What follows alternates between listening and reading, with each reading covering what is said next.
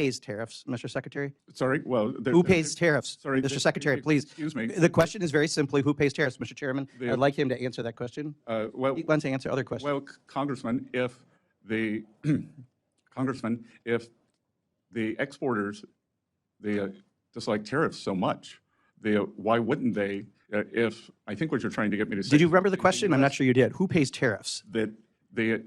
It's a very complicated question. Answer that. What is the crazy Ivan theory of tariffs that you mentioned at the summit? Well, first of all, sir, I've had meetings with more than 50 small lenders, so I want to clarify that.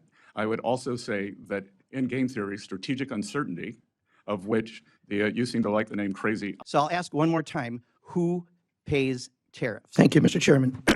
And thank you, Mr. Secretary, for being with us. My main concern is, I think, what people are looking at the economy. The first 100 days, low stock market since Richard Nixon, not usually a measure people are shooting for. On tariffs, the fact that last year we had an effective rate of about 2.5%. I think the Yale Budget Lab, and I believe you went to Yale, has said that effective rate is closer to 28%, the highest since 1901.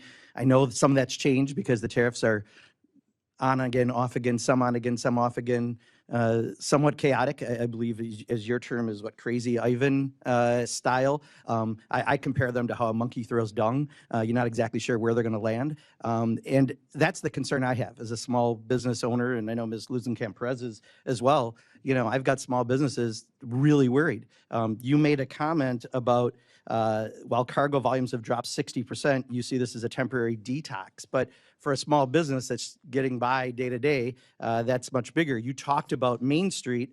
We want to finally focus on Main Street, not Wall Street. I think you were at a global investor conference in Beverly Hills yesterday. That's the cocktail party where you mentioned the crazy Ivan theory. And before that, you were at a JP Morgan Chase World Bank private investor summit. All those things are not Main Street, right? Main Street is an auto body repair, a specialty printer. So my concern is on the tariffs. Who pays tariffs, Mr. Secretary?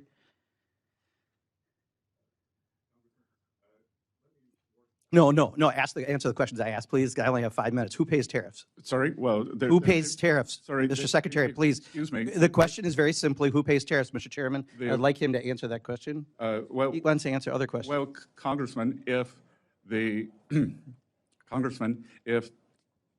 exporters dislike tariffs so much, why wouldn't they?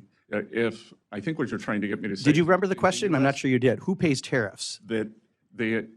It's a very complicated question. Reclaiming my time. People pay tariffs, right? Reclaiming my time, Mr. Secretary. Reclaiming my time, Mr. Secretary. Reclaiming my time. You clearly aren't going to answer. I'm not going to waste my time having you go, Mr. Secretary, Mr. Chairman, I asked reclaiming my time. Mr. Chairman, and I asked to reclaim my time. Did I not? No, I said reclaiming my time because he's clearly not answering it. So, yeah, so as a small business owner, and unfortunately I'd like that time back since you failed to recognize me for 30 seconds. So I just recently from one of my suppliers got the tariff surcharge on things. And in addition to the tariff surcharge, guess what else got raised? American-made walnut plaques. That has nothing to do with tariffs, but companies take advantage and do that. So right now, we are getting screwed right and left because of the indiscriminate use of tariffs. That's the reality for Main Street. And you go off to Beverly Hills where private investor conferences and talk about crazy Ivan theories. Answer that. What is the crazy Ivan theory of tariffs that you mentioned at the summit? Well, first of all, sir, I've had meetings with more than 50 small lenders.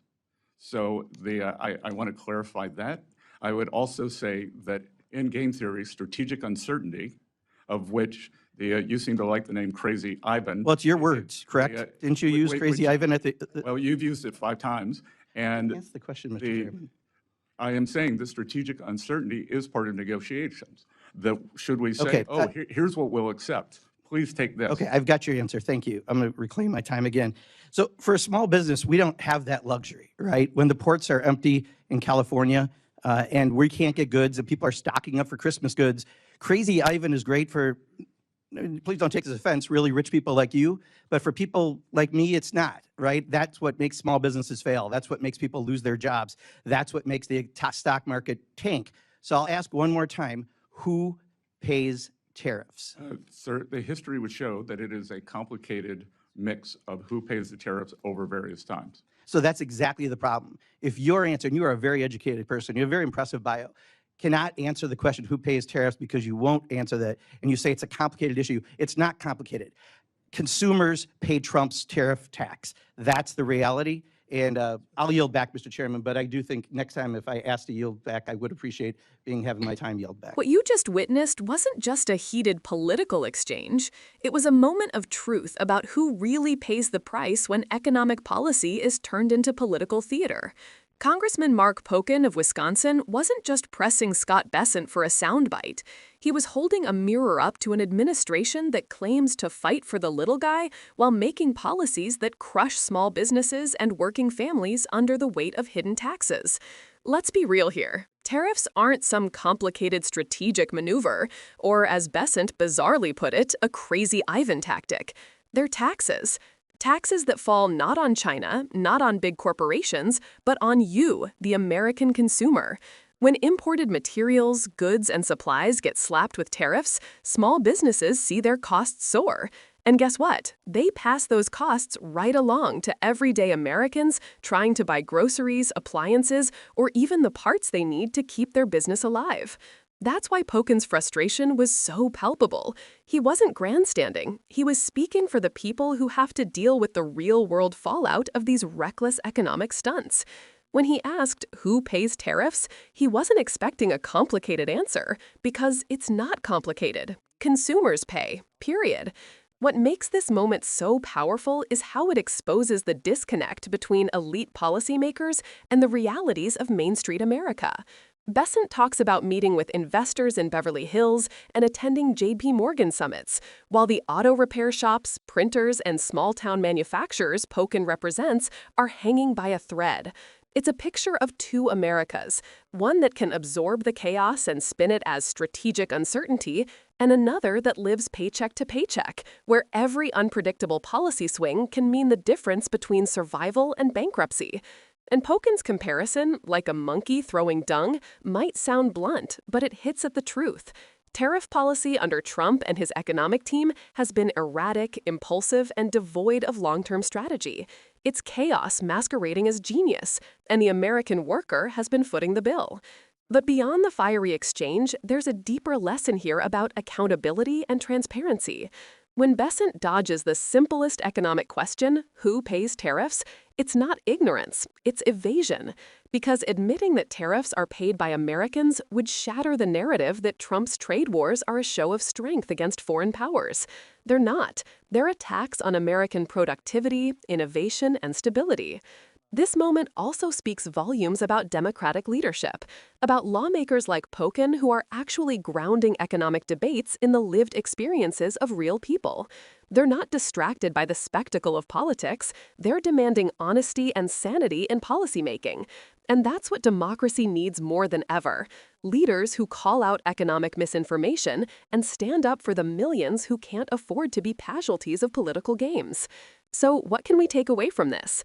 That tariffs are not an abstract policy tool. They are a silent tax that creeps into your grocery bill, your rent, your car repairs. And every time someone in Washington shrugs and calls it strategic uncertainty, it's another reminder that we need leaders who see economic policy not as a game, but as a lifeline for working families. Let's be clear, the crazy Ivan approach doesn't make America stronger. It makes us unstable. It drives away trade partners, hurts credibility, and damages the very businesses that form the backbone of our economy. Mark Pocan made that point not with academic jargon, but with the raw voice of someone who's been there. Someone who knows that when government policy gets reckless, it's the people who pay the price. If you value facts over spin, if you want to see more leaders who ask the hard questions and don't back down when they're stonewalled, make sure you hit that like button, subscribe, and share this video. Because the more people understand how these policies work, the harder it becomes for anyone to hide behind slogans and excuses. This is about protecting the truth and protecting the American people from being sold another economic lie.